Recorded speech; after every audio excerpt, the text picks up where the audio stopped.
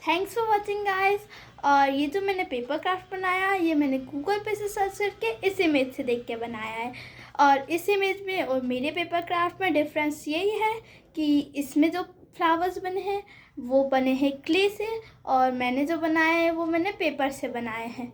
और इसका बैकग्राउंड भी थोड़ा सा बैकग्राउंड में थोड़ा ब्लू कलर मिक्स है, मैंने बैकग्राउंड को ग्रीन कलर का किया है।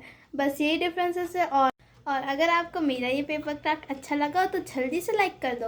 और हाँ, मेरे चैनल पे जाके मेरे और भी क्राफ्ट्स देखना, और अगर वो भी अच्छे लगे तो मेरे चैनल को भी सब्सक्राइब कर देना। और हाँ, बेल आइकन को भी ज़रूर दबाना, ऐसे रखना सब्सक्राइब का बटन।